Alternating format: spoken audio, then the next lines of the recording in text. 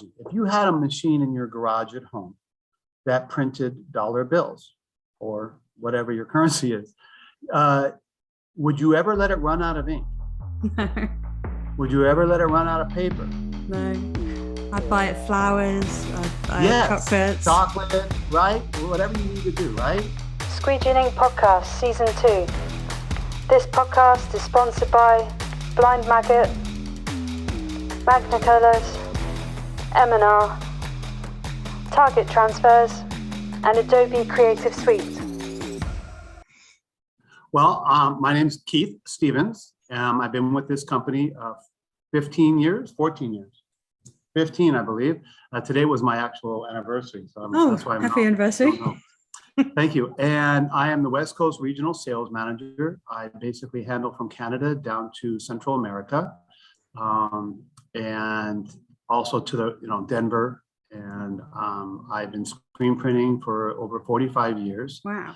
And I started many years ago in junior high and high school, and that was it. As soon as I was exposed to screen printing, something about it just caught my eye, and the creativity about it, the manual thing about it, the artistic part about it, I really believe in that part. So that's what's really driven me. I'm a sales manager, but I reflect back on my screen printing abilities to sell. Yeah. I'm not the best Excel spreadsheet kind of guy. I'm more about what's happening with the ink and how it's being deposited and laid down on the substrate. And any way to improve that is what I like to try to teach. Brilliant. That's so cool that, because I've looked at International Coatings as like a broader company, and the textile printing ink seems like a small division of it. But do you think it's become a larger proportion of the company? Screen printing is proportionately 35%. We do a lot of traffic paint. It depends on dollar value and volumes of ink. Is it gallons and also pounds? So our company makes a lot of traffic paints, the stripes in the road, the red curbs for no parking. We make a lot of product for runways and LAX, for instance. The product laid down on the runways there is our product. So that's a lot of volume. There's a lot of volume there. Screen print is a little bit more technical and higher end, and like I said, very artistic. So there's a lot of specialties and whites and blacks and these inks for that. And then we also have industrial. Some of the industrial products that we make are used for air filters, oil filters, fake foods. Fake foods. Plenty. Yeah, there's plenty, dip coating, chrome racking products where they protect the racks from being chromed when they don't want it to be chromed. And so there's a lot of different divisions. Yeah, that's absolutely right. But screen print is, it's at least, it must be half. It must be more than, I'd have to look at the numbers today because COVID reset everything. Really? There's pre-COVID and there's the future with COVID behind us, but it'll always be a part of what's going on. But the raw materials have disrupted everything, and so screen print is a very large part of our company. Oh, cool. Can I dive right into some of the things that I think people will want me to ask you about plastisol printing? What are some of the common mistakes people do when they're using plastisol ink, and what's the best practice for knowing that you've got a really good cure on the ink on a shirt?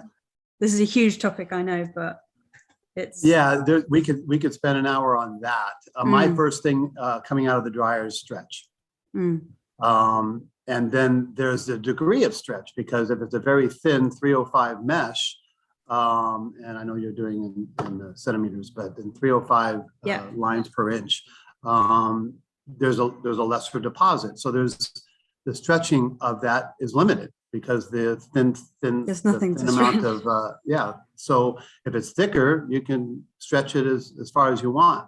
So to be realistic on what that stretch is, but I'll take 1 inch of a print and stretch it to 2.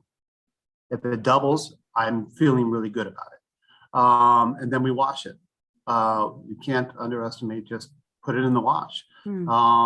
Normally, it's 5 washes. Wow. And we use the higher end Miele type of washing machines that have their internal heaters to keep the temperature up, because most washing machines, they receive hot water and then the water gets colder as during the wash process.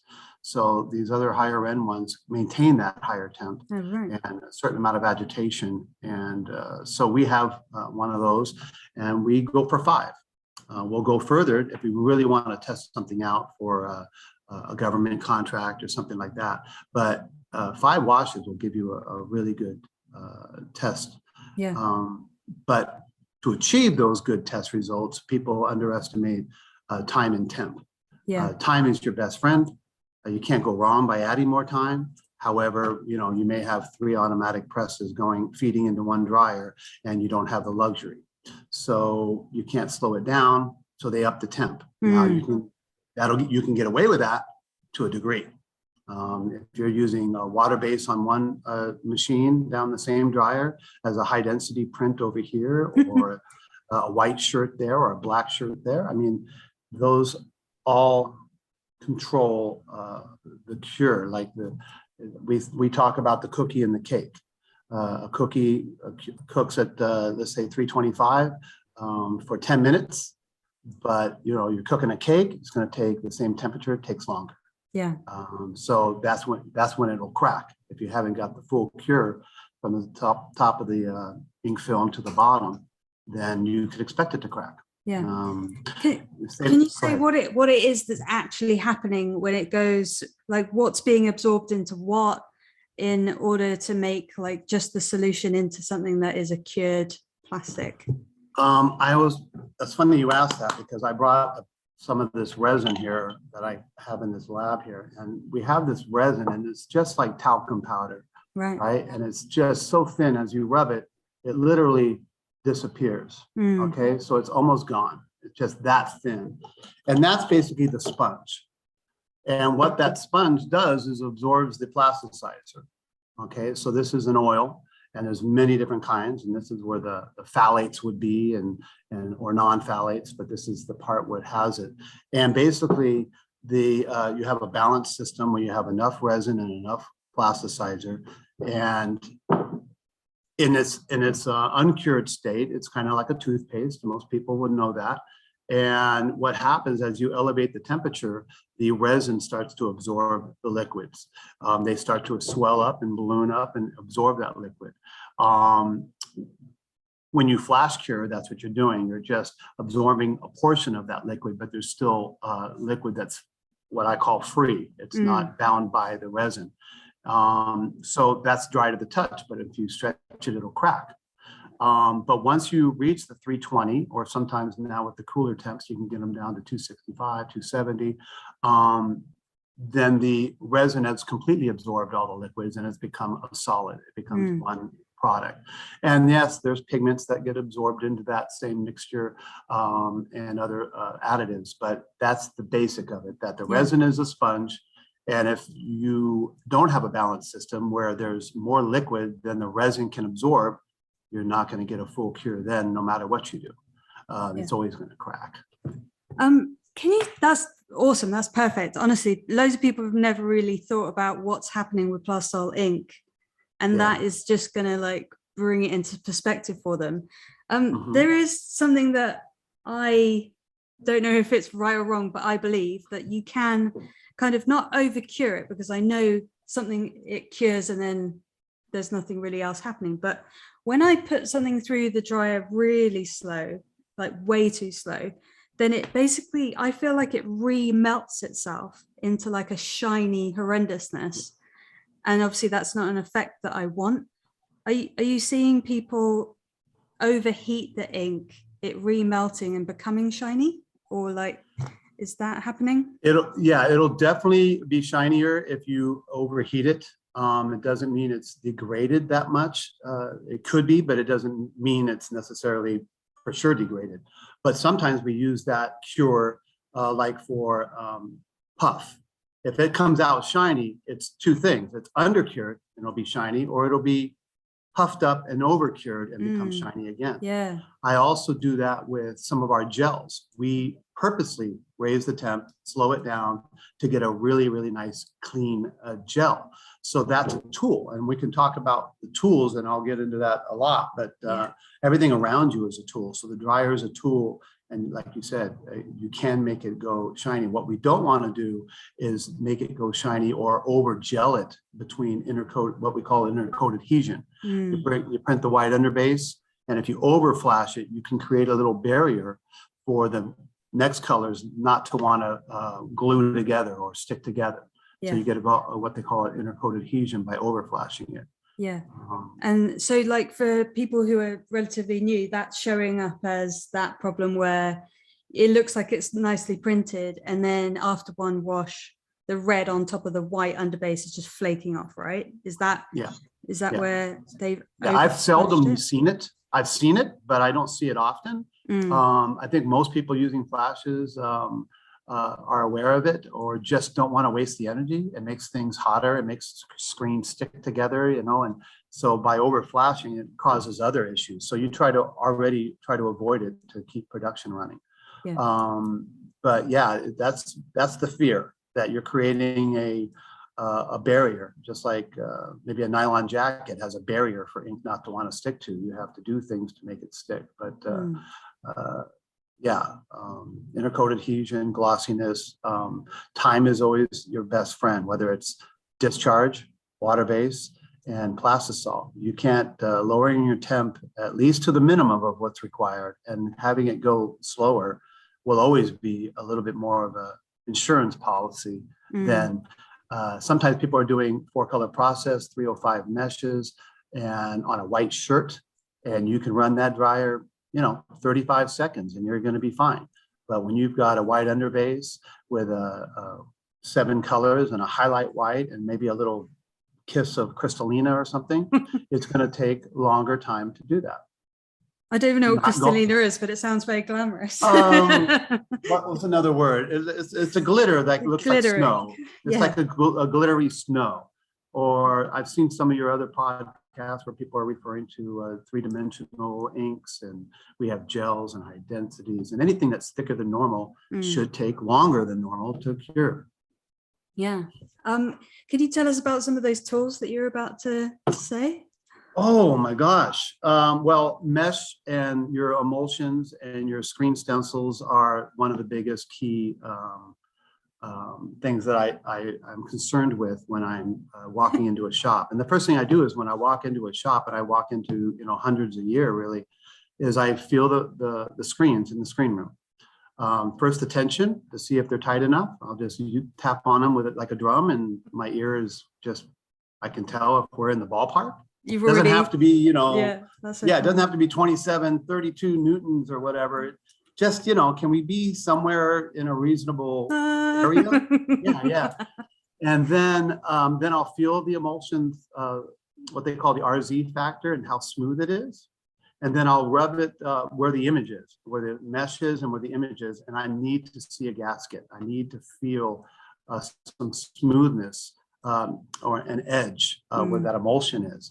And right then and there, I'll know it doesn't matter what ink they're using. Silicone, high density, water-based, you're going to get a better print with a good emulsion thickness, what they call EOM, emulsion over mesh. And that number varies between, the finer meshes and the coarser meshes. But like when I talk about the lower meshes, 110, 86 threads per inch, you don't have to see a really rough print. People think that's what they need to see, but you don't. If you have enough emulsion, the substrate or the garment only sees the edge of that emulsion. It doesn't see what mesh it is. Yeah, the surface of the ink could have a surface mesh marks to it, but the edge doesn't have to be all sawtoothy and rough. And when you go into the finer meshes of, let's say, 260 or 305 or 200, when you're using halftones, if you have not enough emulsion, the dots and the fine lines look rough. And then that gives you dot gain and everything. So that's a tool. Your emulsion, I walk into shops and I'll look at the screen room and where they're coating emulsion, coating the screens, and then they do it all right, and then they dry it upside down. Yeah. And it's like, oh, you did it, but no. Or I'll go to their sample department and see 10 screens for a certain job there, and I'll rub the emulsion where the images are on each one, and you're like, oh, that's good, that's good, that's good. Oh, why is that backwards? The emulsion's on the wrong side. So each in the screen departments, you might have several different people, the night shift, the day shift, coding. There's variables there. They're coding it differently. I like to do it 2 and 2 or 1 and 3. Go ahead. Can I go back to that point that you just said about the halftone dots? Because that's something that I'm kind of like battling with in my head at the moment, because the way that I'm thinking about it is, if I don't have very much up until recently when I've started looking at EOM and stuff, but I'm thinking like halftone dots, that's a tiny bit of detail. I don't want too much emulsion there to hold it, because I want like a nice thin layer, thin deposit of ink, small dot. But I need to get away from that and think, no, you want like almost a tube around the gasket that you're saying, that is like, it's a wall, isn't it, to hold the dot in place in order to just softly print it. And then I understand the like white deposit of ink on like a black garment. You need like a thicker deposit, so that makes sense in my head. But you're saying you need some kind of some people have none. You can't feel the emulsion on either side of the screen, and then what that enables is the ink to be able to squeeze underneath the knuckles of the threads as the threads are being woven together. There's little gaps if you don't have anything there. So I have people that they think they're saving money, so they'll coat the screen perfectly, and then right before the end they'll take a scrape coat and take the emulsion off and put it back in, and there's no emulsion at all, and the screens break down prematurely. The edges of a circle, maybe let's say the design has a circle on it, and the edges become rough little sawtooth, we call it. So there's a fine line. Yeah, we don't want this thick, high density emulsion thickness on a 305 halftone dot, of course, but there is a percentage of EOM compared to and also if you're printing on a white garment, the shirt can absorb that extra ink. Right, so there's the garments can absorb it, but if you're printing on a dark garment with a shiny white surface, it squeezes out and becomes not a clean dot. Correct. Right. So that's like, often I prefer a matte ink on a dark shirt that can absorb. It has nooks and crannies for the ink to stay because it's not a glossy white surface. So I do prefer a matter white finished. So like you said, you don't want your halftone 4-color process inks to spread everywhere. You want it to stay exactly where it's put. So that has to do also with the white underbase or the white shirt to absorb that excess. Yeah. But you do need to have decent emulsion, and that's something that people think they're saving money, or they have less emulsion because their film is not opaque. They can't burn their screens correctly because their film is not opaque enough. So they have to underexpose their screens to get that fine dot. So you need to start with the film. So if your film is not opaque to the sunlight, then you're going to have to adjust your emulsion thickness, because now you have to underexpose your screens because there's not enough opacity to your film. So it starts with your film. Are you seeing like this trend as well? I know this is talking about emulsion, but are you seeing a trend on people exposing their screens with LED lights and having to compensate there as well, instead of like the old metal halides? I do not want to speak out of turn because I'm not an expert in the LED market, but I have done some. I have a friend of mine who's in the LED manufacturing world, and LEDs are, if I'm not mistaken, metal halide has more of a pure spectrum. Yeah. Imagine eating only white bread every day. You're not getting the nutrition you need, right? Yeah, you're eating and you're full, and you're eating, but you're not getting what's needed to sustain life long term. Right. Same thing, you can't eat meat or chicken all day long and that's all you eat. You're not getting a balanced diet. Well, the same thing happens with emulsion. emulsions need a full spectrum it needs a balanced diet of light. And the LEDs, from what I know, and again, I'm not the expert on this, there's many people far knowledgeable in this, but they don't give out the full spectrum. No. They'll give it exactly what makes the emulsion work, but is it healthy emulsion? Is it getting all it needs? Often you have to post-expose them after you've developed it, you washed it out, you still have to put it out in the sun. Why? Because the sun is a full spectrum, and it kind of like catalyzes it and locks it and does what the LED or the other light forms. The same thing with incandescent, same thing with fluorescent light sources. They all are lacking a little bit of something. It's not a full spectrum like the metal highlights. Yeah. And please, anybody out there, I don't want to be I don't want to be inundated with calls or emails about what I don't know. I just know that it needs to be in healthy, and everybody, emulsion manufacturers, the larger ones, they're probably making and formulating emulsions just for that light spectrum that the LEDs give you. Yeah. No, 100%. So, I've just watched a massive talk from Chromaline, who make emulsion, and right. they were literally saying that they had a graph and they had the output of different light sources, and LEDs just as like a small but precise, because they choose it, but it is small and precise, and then metal halide just swamps all of them and outputs a really rich source, as you're saying. It's a very good analogy about nutrients. I'm going to steal that. Yeah, no, you can steal that. It's very true. I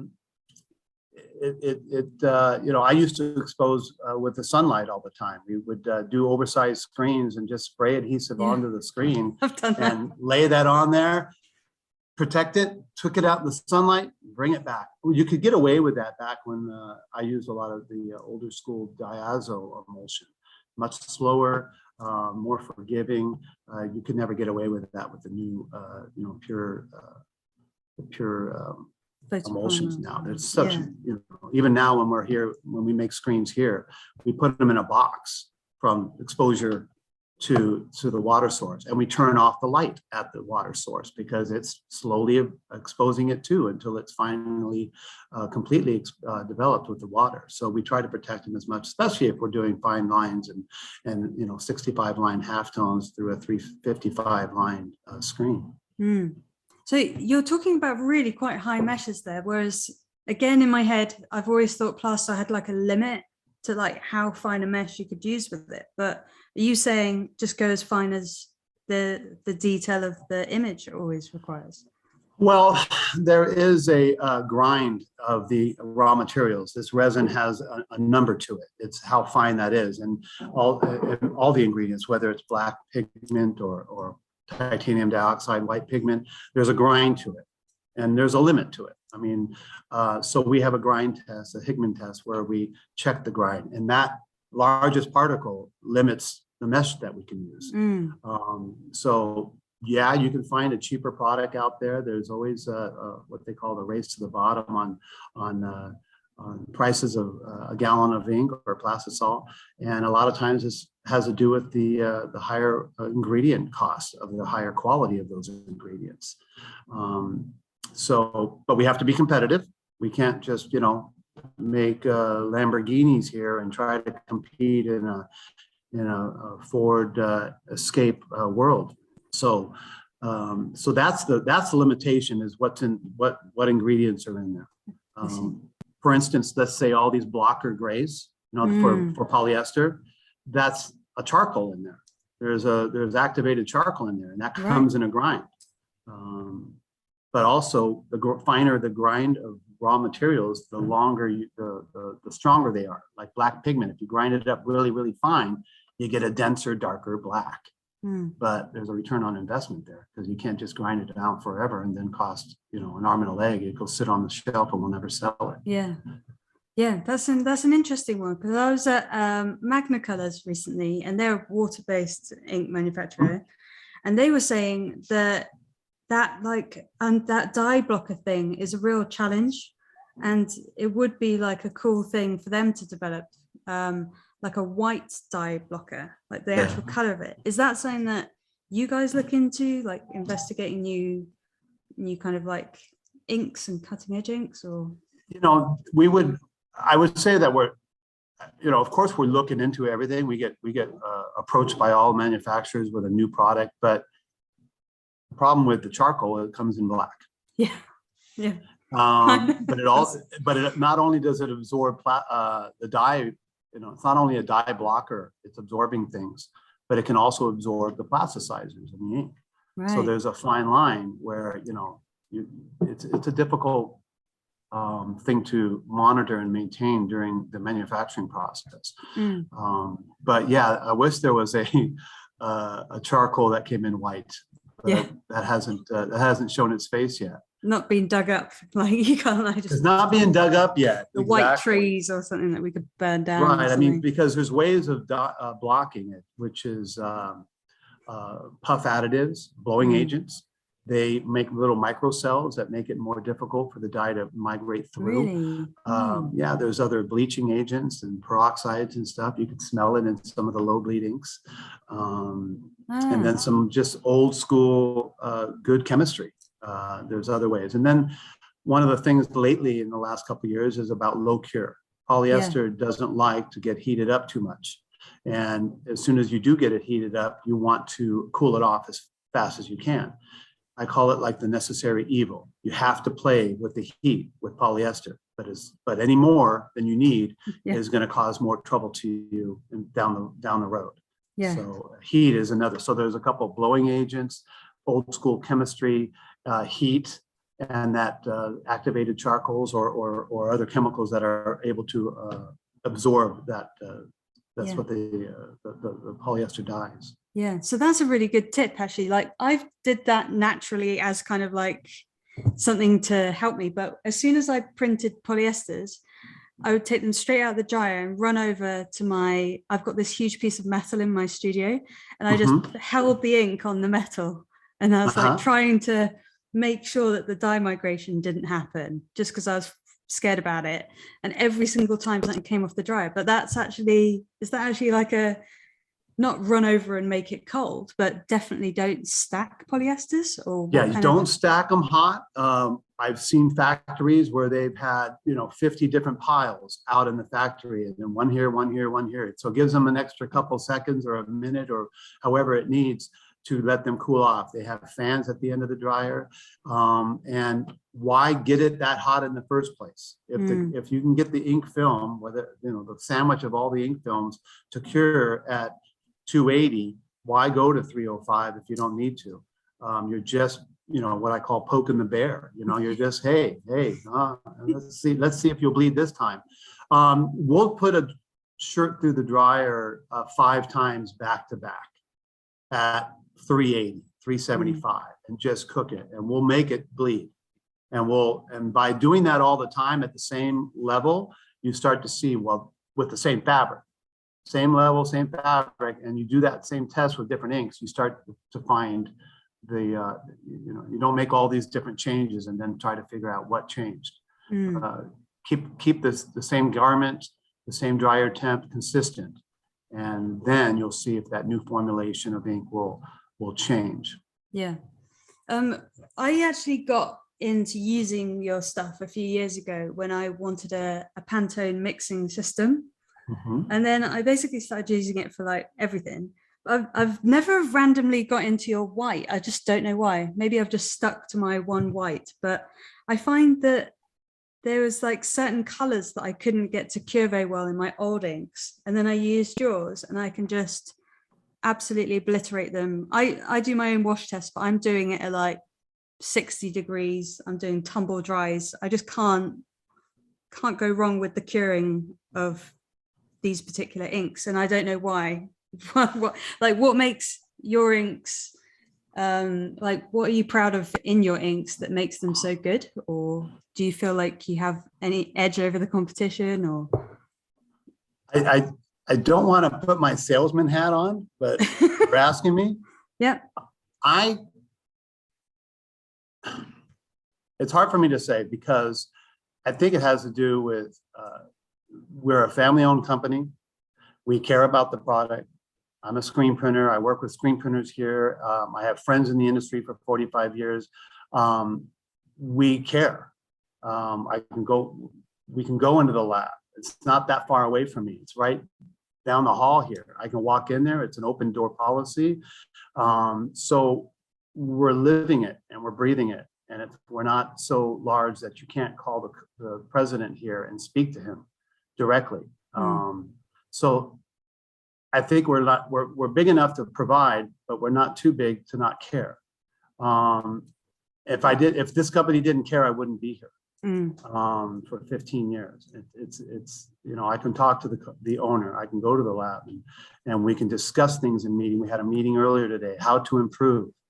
But we're not so big that you can't find who is the president. If Chessie, you wanted to talk to him, you could make an appointment and discuss it and whatever you want to do. And I like that. I like that family mentality. I don't want to work for a huge corporation where nobody knows where who's responsible. It's a small family here. Yeah. So if you ever did have you ever flagged up something and you've been responsible for like making a change in something and making an improvement in the inks? Have I been responsible? Yeah. Yeah, but it has to do, my forte is the application on the press. Yeah. Like today I was looking at one of our white inks and right away I can stir it in the container and I can see if I like it. Is it a short body? Is this body? Is it that body? Is it white enough? Is it got enough this or that? And then we actually print it with my own two hands and take a look at that. And then we'll put it on a press and we'll heat it up. Because one of the things about, let's say, for instance, white ink, you want it to flash quickly, right? You got 3,000 shirts to do today. You don't want to sit around any longer than you have to waiting for flash units all day. But if it's too sensitive to the flash, you start having inks that pre-gel in the screen and starts changing. While you're printing those 3,000 shirts, the ink is actually evolving and becoming thicker and sensitive to the heat of those flashes. So, and then also in shipping, for instance, you get a low cure white ink that flashes quickly. Well, you don't want it to go through, let's say, Arizona desert in August, and sitting there on a dock at UPS waiting for a truck to pick it up in the sun. So there's a balance of making things as fast as we can, but still make it marketable and shippable and usable when the end user gets it. Yeah. And then we'll also put it on the press here for, like you said, the colors you were referring to with the Pantone system, the 7500 Ultramix system. There's what they call buildup on the bottom of screens. If you don't have the right materials, with the right raw materials in there, the resins and stuff, the colors can wet on wet start building up on the bottom of the screens, and that would stop your production. We don't have that issue. Many of our competitors do. I'm glad that ours doesn't. Yeah, but what would be the thing that is allowing that wet on wet buildup? Is it like they've got a bigger ratio of something in the inks, or is it the ink can't manage heat properly, or? It can be a variable. It's a lot of things. If the ink is, again, sensitive to the heat, overly sensitive. So while you're running the production, the inks are starting to gel, right? Between this color and that color, it's reached 180 degrees and it's starting to absorb. And it can stick, it's going to stick to something, and it either sticks to the shirt or sticks to that. So, I kind of call it, I use the word juicy, where the ink has got some extra liquids in there to keep it from doing that just long enough, but still cure in the dryer. Like you were saying, our inks, you feel comfortable and confident with our inks and our colors. Yeah. But I do know that there also are garments that have extra sizing and extra ingredients to make them brighter, whiter, other things. And sometimes some inks, plastisols, can liquefy or interact with those ingredients in the garment dye or the sizing in that garment, and then they start coagulating together. So, it's there's a lot of things going on there. Yeah, it's not to do with plastisol ink, but I found that with I was asking Stanley Stella, who make the shirts that we print on, and they kind of add some kind of fluorocarbons or silicone. Yeah. And then the discharge ink can't quite react with them. And you're like, Exactly. but I want to discharge these shirts. And they're like, yeah, but you also want really nice, smooth shirts. So it's a compromise. But Yeah. do silicones get in the way of plastisol ink at all? Or? Oh yeah. I mean, Yeah. I'll have people that are down to the bottom of a 5-gallon container and they're at the bottom. And today they have a problem. Well, I didn't, you ran through 4.5 gallons. Nothing was wrong, but today you have a problem. Have you tried another shirt to see if the problem goes away? A different manufacturer's shirt. Sometimes shirts are they're custom dyed. They've gone, they're shirts that have been over dyed or custom dyed, and they come back and they really feel beautiful and they're really soft and supple. But yeah, the inks can have a problem curing with it. We see it all the time. I mean, not like daily or anything, but people come in and they'll say, hey, something's wrong with your ink. No, I mean, we made 700 gallons of that ink and it was 6 months ago, and you're the first call that we would have heard about it a long time ago. So it's usually something operator error. Yeah, but is that making it more and more difficult for you? Because the garment manufacturers, they're always going to be pushing and innovating.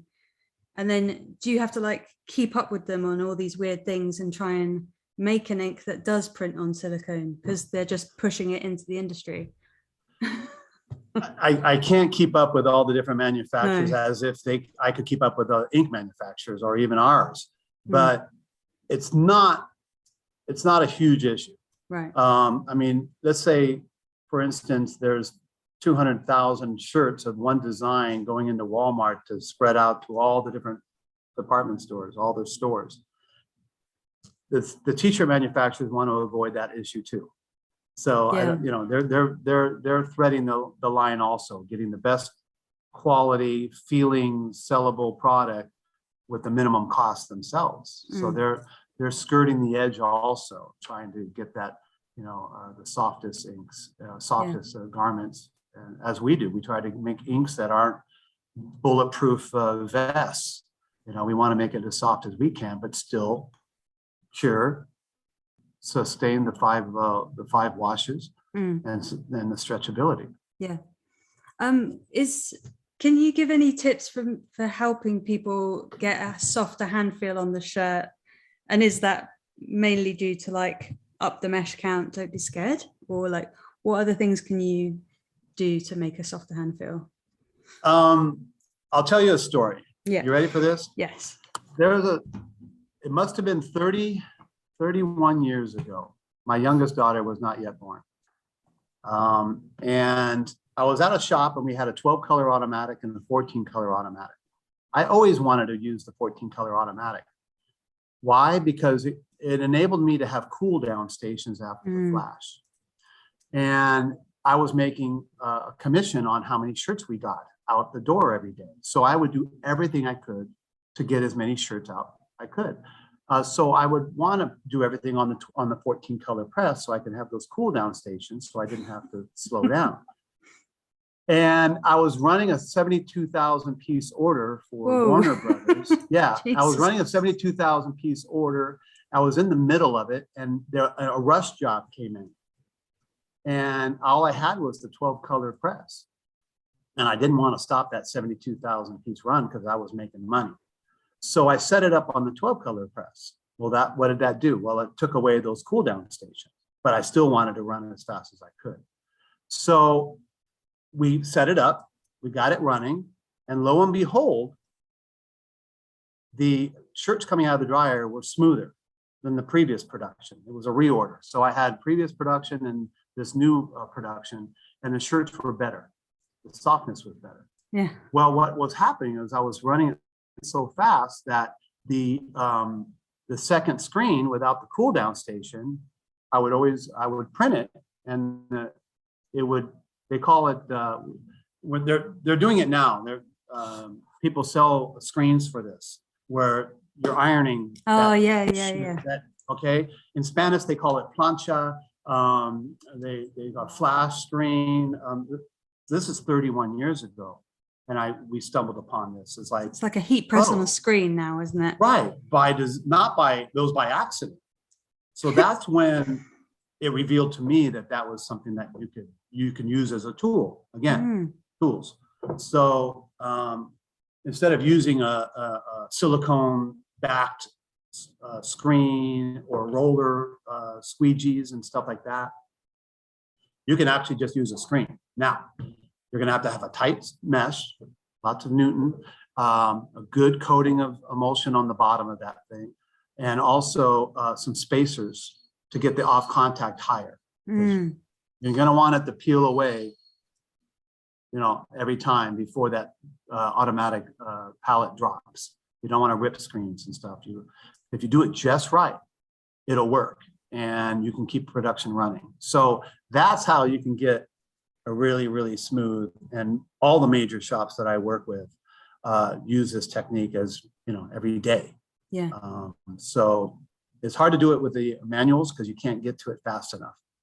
The second screen after flash, it's hard to get it in there fast enough and print it and make that same thing. But on an automatic, you can really get it timed. The problem is when you stop the production and it upsets that rhythm. Right. So now you got to flash the first couple shirts again a little longer to get that. And then as you keep going, you can get back to that rhythm.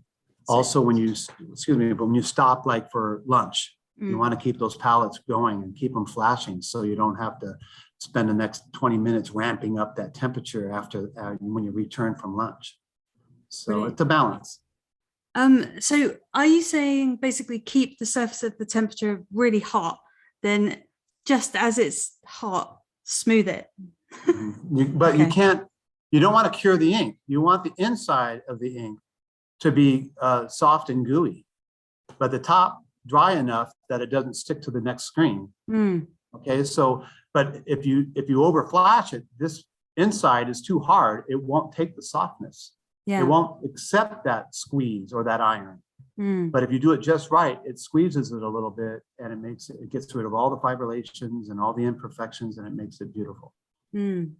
Are you seeing people do that when it's come off the press on the heat press now, manually, like pressing the shirts as well? Yeah, some people. Yeah, see, you can do that, but that's an added cost. Yeah. An extra labor and more time. So people try to avoid doing that, but absolutely, if you wanted to just to make a sample and show them what it'll be, the production will be this way, and you just use that ironing or the transfer press. There's also another way where people in the garment industry know what a fusing machine is, where they take two layers of fabric and they laminate them, like for your collars and stuff. They'll laminate them on dress shirts. Right. So they make these machines with two large Teflon belts, just like a dryer, but they go in and they squeeze them together.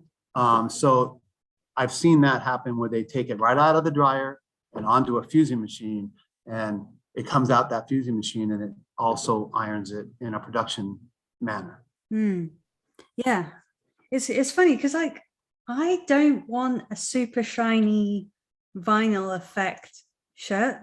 So I've seen that, and people are calling it like retail quality and stuff, but it's like, I don't want that, because to me, when I first look at it, I'm like, oh, is that vinyl? Is it plastisol? Is it what? Yeah. So I kind of want a very slight grit mattiness to the ink to make it look like a proper shirt. Right. But do you think that's just personal preference, or is it like people are going too far with it? Yeah, we're in fashion. We're in everything we're doing is an art form. So yeah, there's a personal preference there, but you can adjust that surface by what's on the bottom of that screen we just talked about. If you don't want it to be smooth and shiny, don't coat that screen. You can have the mesh marks appear on that surface because it's going to mirror anything you hit it with. I've actually glued, a penny or other things on the bottom of that screen, and it'll iron or it'll brand that image of whatever you glued to the bottom of that screen into that ink film. So you can use it as another way of putting a subliminal, you can put a brand name or a brand, and you can't see it, it's not a color. But if you look at the surface, you can see that there's a brand or a image there.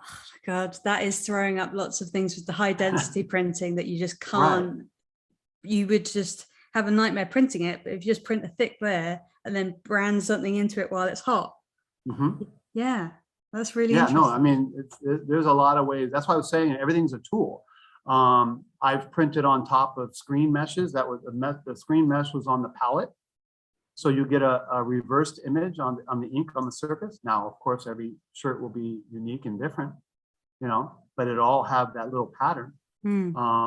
I've screen printed on top of carpeting just to get that carpet effect.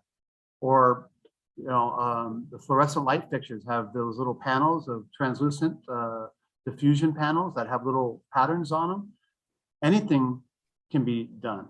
But that subliminal image that you would glue something on the bottom of that screen, nobody would know that's there. I'm actually also have tried screen printing through high density onto the palette, a pattern, cure it on the palette, and then put something over it to protect it, and then print something on top of that. And now you're going to have a pattern of whatever that was on that palette will come up on that ink film. Yeah, that's kind of like doing something on purpose where, do you know, like people don't clean their palette off enough and they get all like the effects, and then it comes through into the ink. So you're basically generating your own nice design that you actually want to come through into the ink. Right, by design. Like when you're using 4-color process, 305 meshes, and you get a nice big old thread from the sewing onto the palette, and you've got, you can't undo that. Right, and you're not going to keep printing them, so you have to stop, take that string off there. You're like trying to find it under the screens and all that. Or it can be stuck to a screen too. It goes both ways, but often it's in the inside of the screen of the shirt, and it gets stuck onto the palette. So every shirt that gets on that palette will have that string. So you got to stop and peel that out. Yeah, that's really cool. So overall, what kind of like trends are you seeing in the industry? Are you seeing people actually using plastisol more or less, or are you developing like water-based inks and that type of thing, or what are you seeing? We're not developing any water-based inks at this moment. We do have a product called Axion, which is a non-PVC resin plastisol that we spent many, many years developing. We wanted to make something that didn't dry in the screen, acted as close to plastisol as possible, and we really have achieved that. With that comes many specialties with that, glitters and reflectives and high densities, and everything also is that in that Axion line. So it doesn't give you the feel of some water bases, but some people like the feel of old school plastisol. They want to feel it, but they want to feel like they're more environmentally conscious. So that is the Axion line, and it prints just like a plastisol. I have not seen anything like it to the level of quality and degree of that. There are others out there that are PVC resin, but certainly the silicones and the high solid water base, and then the digitals marching forward. But I'm at the point in my career where I feel like I'll be able to retire. I'll be that guy 10 years from now. Oh, ask Keith. He's a screen printer, and hopefully I'll be able to answer him. Yeah, because that's another interesting thing that you said there. Like you're trying to get certain characteristics of plastisol to merge and mimic water-based, but water-based seems to be doing the opposite. It seems to be like trying to make more user-friendly inks, so basically more plastisol-like inks, and then they're adding more and more and more to these water-based inks, so they're basically plastisol. So it feels like you're trying to like hit this perfect middle ground where it feels and acts like a plastisol and is user-friendly, but it ticks the environmental box at the same time. Is that kind of where it's all merging into? You know, when we started this conversation, you know, I'm not the expert in this chemistry part. I do know that even water-based is a plastic. It's a form of plastic.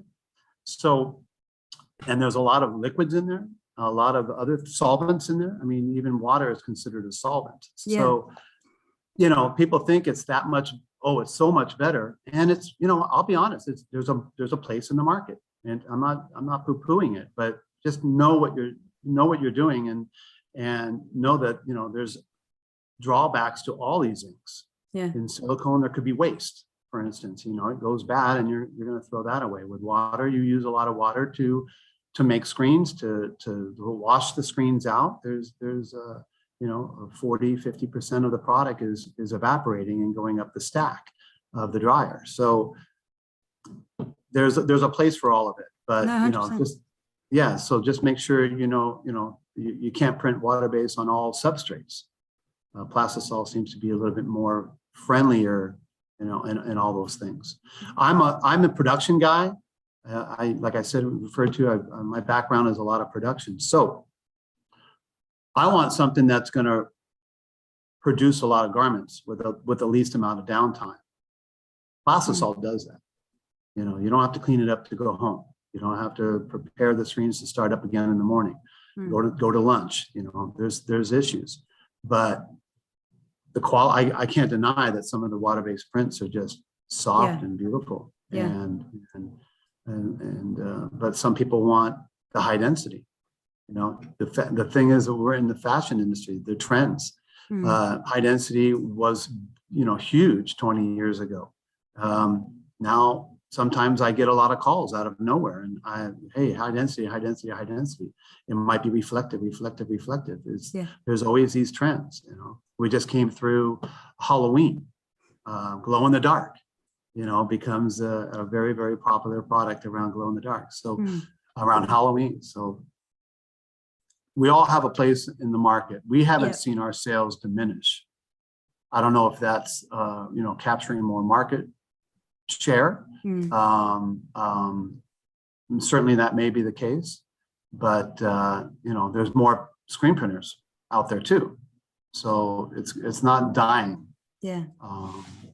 You're talking about like capturing the market there. Are you feeling like maybe a few years ago, you might just literally be on the road, shaking hands with studio owners, visiting, and now are you still doing that alongside like social media efforts because you can reach more people with less effort? Or are you seeing a value in doing more social media and outreach because like visiting the studios is like so time consuming and laborious? Or well, I'm lucky that I'm in Los Angeles. So within my immediate vicinity, within an hour or two, I've got more work to do. This is like its own country, Southern California, Northern Mexico, the border states. There's certainly enough business right here. I'm a hands-on guy. Everybody here in the office doesn't want to hear me preach anymore. So I have to go find new audiences and talk to people that they kicked you out the lab now, Keith.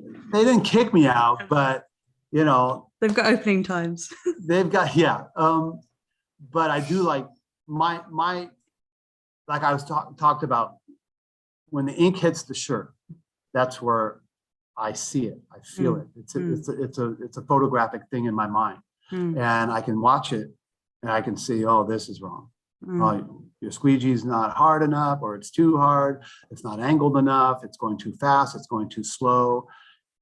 There's a lot of things going on. Like I told you, when I walk into a shop, you know, you can't online discuss or feel how tight a screen is. Yeah. And if they don't have a meter, they're not going to be able to give you the number. Oh, these are tight screens. Well, you know, that's relative to my, you know, what I think is a tight screen or a tight mesh. So you can only do that with boots on the ground. I see. Yeah. Yeah. So, and, you know, just like they say, a picture's 1,000 words, you know, going into a shop real quick, you can get a vibe if they are in the ballpark of, or do we need to go back and have a refresher on screens? Or you can feel the edge of your squeegees and find out that they haven't replaced those squeegee blades in, you know, years. So go ahead. I wanted to ask, you just said about durometer of squeegee blades. So like, I have accidentally kind of fallen into, basically I used almost the same durometer squeegee blade for almost everything, apart from, if I'm honest, if I'm looking up there, apart from maybe like laying down white ink or like thicker inks, I use like a softer durometer. So when do you make the choice to go like really, really high? Is it just halftones, or like what are the choices that you're making around hardness of squeegee blades? Well, you must have read some of my articles before you invited me on here. So you must know that that's a big pet peeve of mine, is having the tools at your disposal. Having one or two squeegee blade durometers available to you will work, but it's hindering you. Doing printing, are you have an automatic or strictly manual? No, or? manual. So you have the ability to adjust your pressure, Yeah. your angle, your speed, all these things that you have those adjustments on an automatic, but it doesn't adjust itself while you're printing. You and I, when screen printing by hand, you could see what's happening right in front of us, and, Yeah. and our hands and our arms are adjusting. Muscle memory is doing it, just like a dancer. You know, they can do a move without thinking it. Their mind just knows what's following. Sometimes So I when can't go any faster, Keith. It's not well, possible. then you would, if you can't go any faster, you know, and you want less ink, then you'd go to a harder squeegee or a sharper squeegee or less angle. You know, if you have too soft of a palette, sometimes there's some cush to this palette that adds to the deposit. A hard wooden or metal palette won't ever change. It's going to be hard, so you'll have less ink deposit there. But you know, you need, if you need at least 3 squeegees, in my mind, would be a 70 durometer, 75, and a 65. Okay, you want less ink, go higher. You want more ink, go lower. Yes, you can adjust your squeegee speed and your angle and all that stuff. But if you don't want to do that, and you don't want to do it the next 144 prints, just change the squeegee blade. Yeah. And you'll be able to maintain your average. You're not going to have to go, oh, that one needs to go faster, right? You can just change the squeegee blade and go average for Chessie and not have to think about that. You and I both know that that's happening. And sometimes we get a phone call or we daydream and we forgot that one screen and it came out a little darker or a little lighter than what you wanted because you forgot that one. So adjust the squeegee and you don't have to deal with that. On automatics, you know, let's say a press is able to, on average, let's do 350, 400 shirts an hour. But because of that squeegee, you're going to go slower and you've got 10,000 prints to do. Well, do you want to go slower or do you want to go faster? Yeah. Change the squeegee blade. Now you're making more money and you're setting up the next job an hour earlier, and you do that every day, every week, you're going to make more money. Yeah. By just changing that squeegee blade. That must be really rewarding. Going in and just doing that one change, and they're like, "Oh, for God's sake!" And then, well, that's where my background was in production, and I got, let's say, a penny a piece for everything that came out of the door, and I had 6 automatics. That penny a piece, you know, 5 days a week, it really, you know, it made a difference in my pocketbook, and so. In my wallet. So you would do it. I'd go around to every press and do whatever I needed to make sure they all flooded the squeegee flooded the screen as fast as possible. And that if there was one squeegee going a little slower because the operator needed to, I'd go over there and go, okay, you need more ink, right? So we go and change the squeegee blade. Now that one squeegee is equal with all of them. And I just saved a half a second per print times hours. And days. And like I told you, back we do 72,000 prints. So that's basically a whole week, 2 weeks of printing. So I could be down off that press a day earlier by that one little change. Yeah, that's amazing, isn't it? When you multiply it out. I mean, I'm not like trying to be like a small manual printer, it doesn't matter very much, but it's not going to multiply to that extreme. But I still need to watch what I'm doing because it's our own time that we're wasting. Well, that's a good point, but you're not making the pennies. No, You're not charging the pennies per garment like these large manufacturers. no. So you don't need to. You just need to make a quality product and get repeat business and grow your business. But these guys are printing for, you know, less than 35 cents, 40 cents a print, 12 colors. They don't care. They got volume, volume, volume. And those machines are very hungry.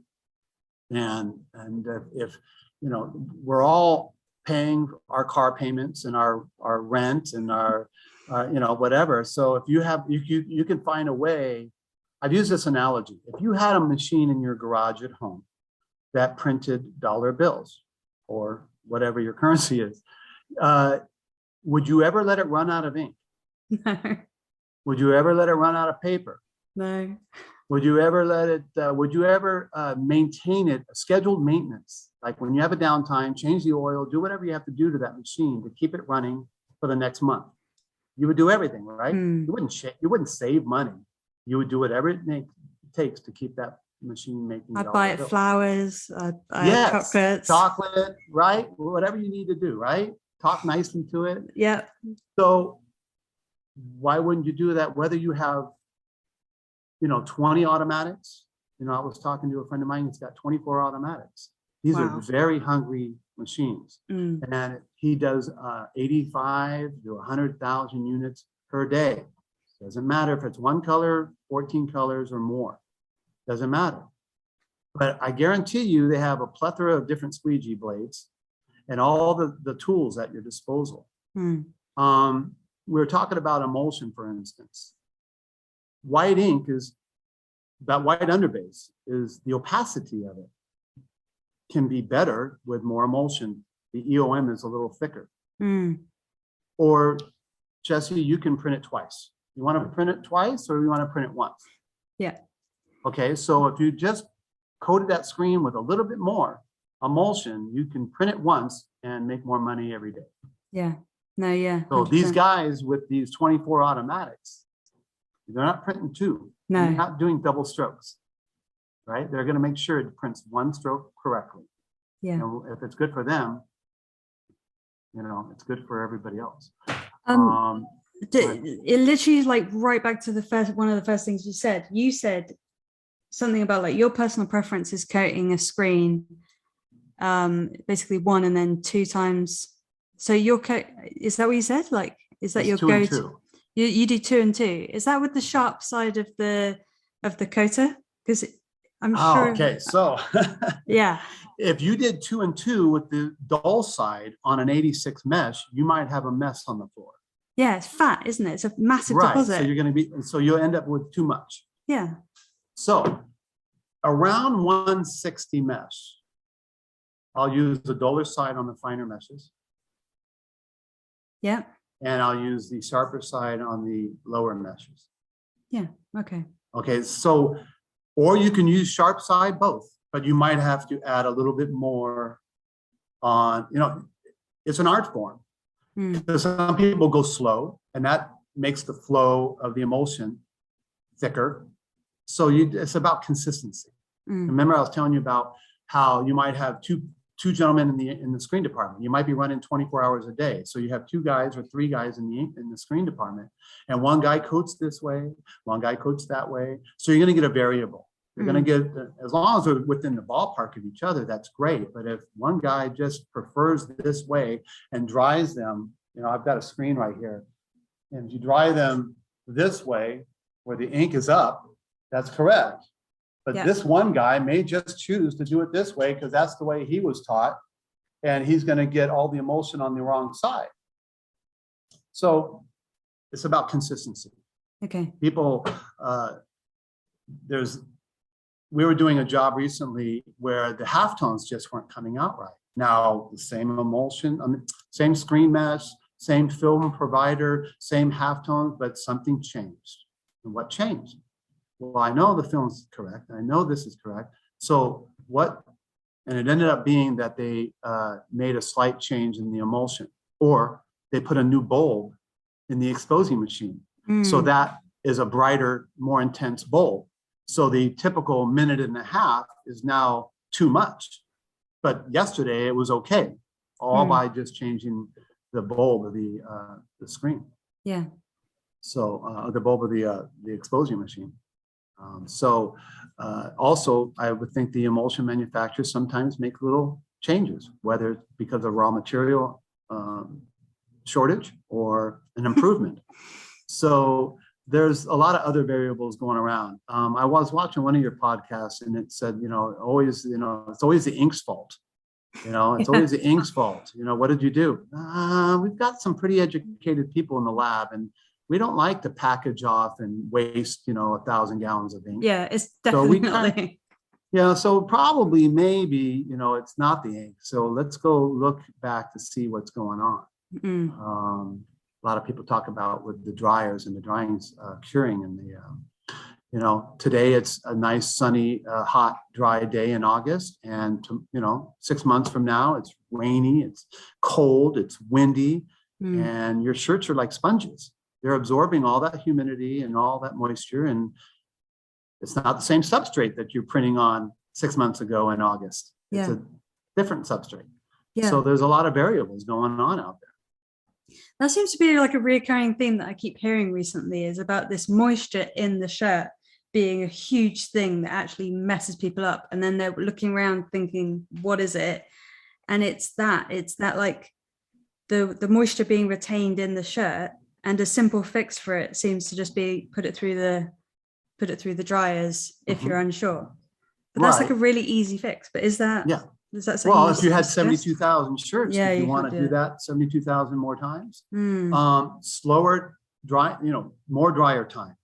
Time is your friend. Heat is necessary, but it can become an evil. Yeah. What was it? If you take a shirt, a cotton shirt, and you take it out of the container, the box, and you put it and fold it up real tight, and you put it on a gram scale, it'll come out X amount of grams.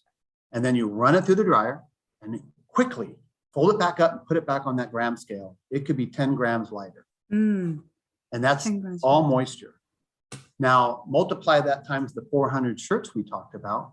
You're basically dealing with an extra gallon of moisture that is going through that dryer during that 1 hour, not including the moisture in the air that the dryer is also consuming, because it's sucking in air from outside to burn. If in a gas dryer scenario, it's sucking in that hot air, heating it up, getting rid of that humidity, and then forcing the hot air onto the shirt. And then the shirt has moisture too. So there's factors going on. And when you're doing water-based, you're printing, there's a moisture in the garment. Now you're adding moisture with from the ink, and also discharge. Same thing.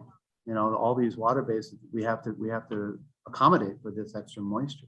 Yeah. So we're like actually trying to control moisture and heat as the biggest things that we're actually trying to deal with. And sometimes some shirts come from a custom dye house, and they have more humidity than, let's say, a brand name. Okay.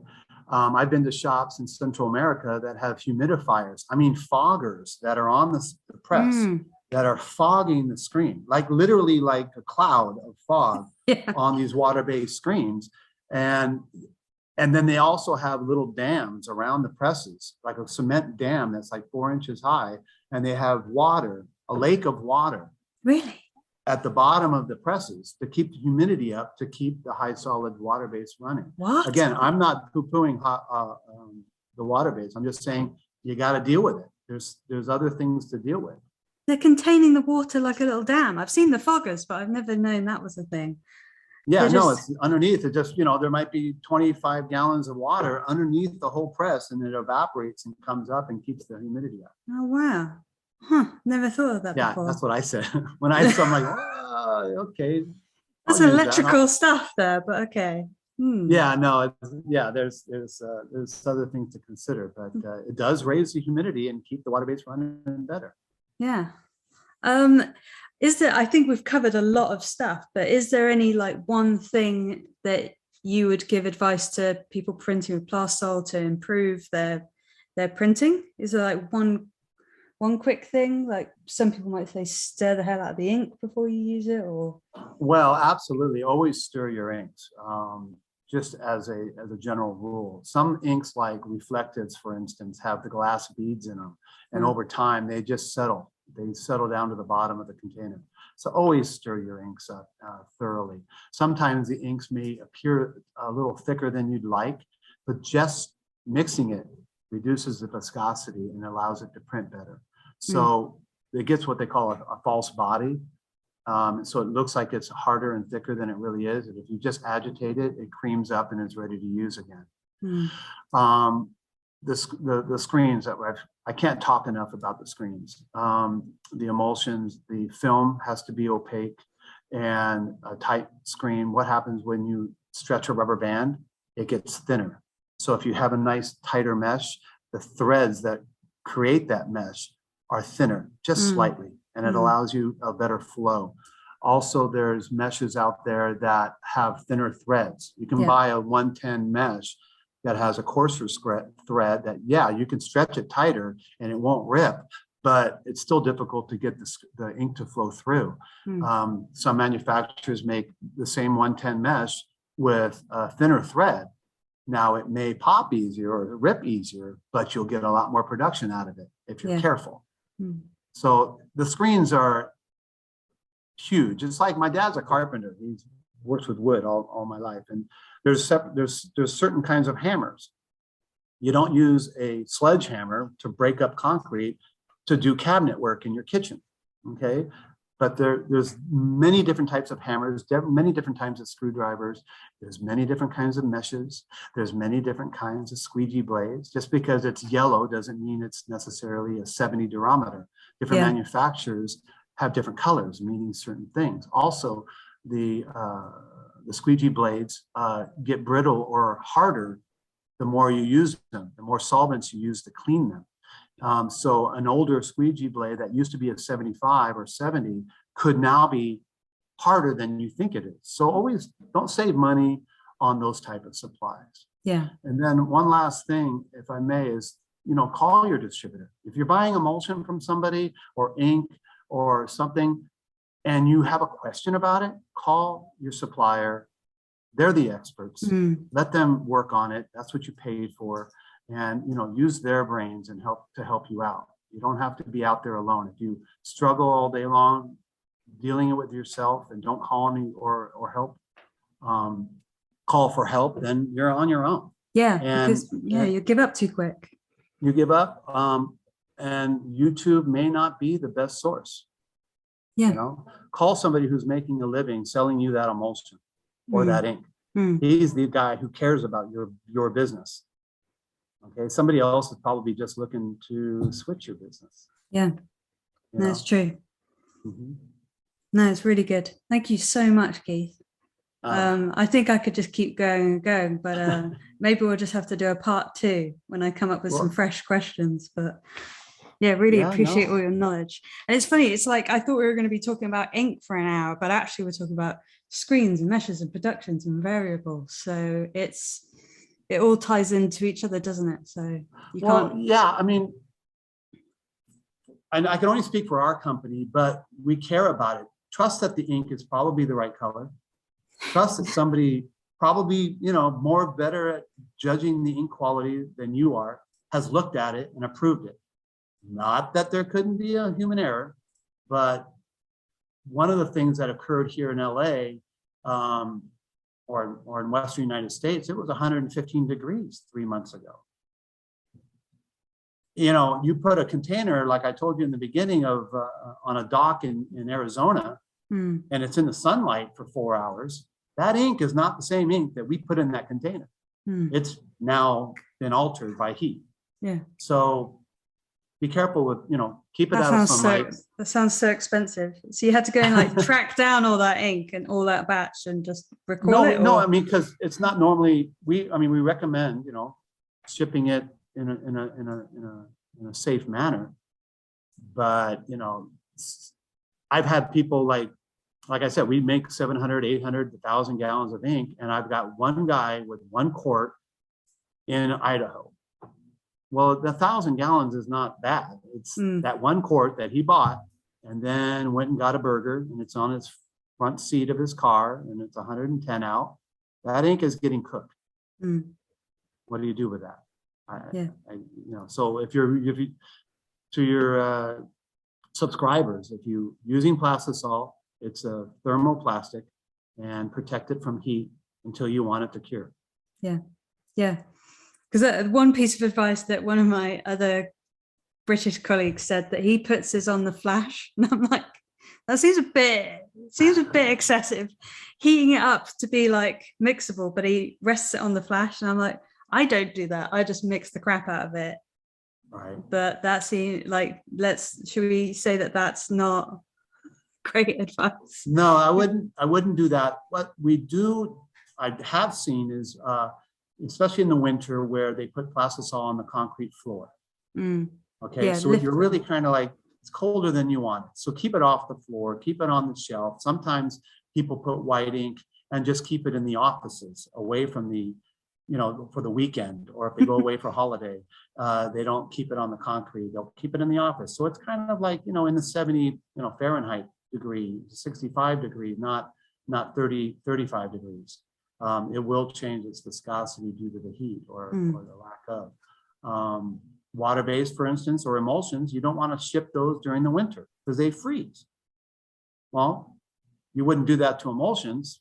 Why would you want to, leave a bucket of ink in the sunlight? Yeah. In the summer.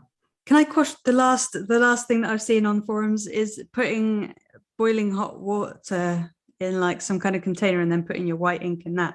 That also seems a bit drastic, but any source of heat is a friend cooking, and an enemy. It's Yeah. a friend and an enemy. Okay. Okay. Frenemy.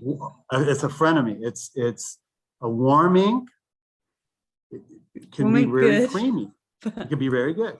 But if you get up Boiling it. into the 100, if you're getting up, boiling water. I have one guy, he has he has a barbecue, and he leaves it in the barbecue, and he keeps it at 90 degrees.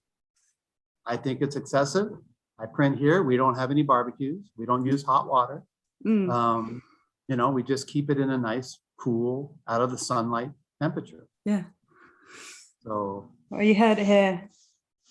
I'm not putting mine in boiling water. No, I mean, you made me think about one more thing. Was I've seen flashes where they have barbecue burners, grillers, propane barbecue grills. Right. And they've got the burners upside down with a propane tank next to the machine, and that's how they're flashing, is with live flame.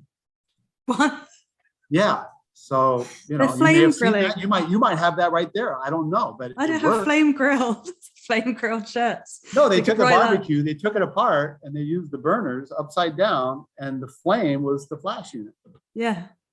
So it Yeah. worked. I'm not going to say it was wrong because it works. Yeah. I suppose you're putting it out there. You don't know how people are going to use it. So Well, it's it's like going to people call me and they say, hey, my dryer, and I ask them what kind of dryer you're using, and they say Maytag. I know it's not an industrial garment dryer; it's for cooking. So it's, I've heard it all. Yeah. Yeah. Good. It's not just me. My friends putting things in ovens. Okay. Let's leave it there before I tell you some like really weird crap that my friends do with their inks. I've probably seen most of it. So Okay, really appreciate your time and stuff. yes. Thank you for the invite.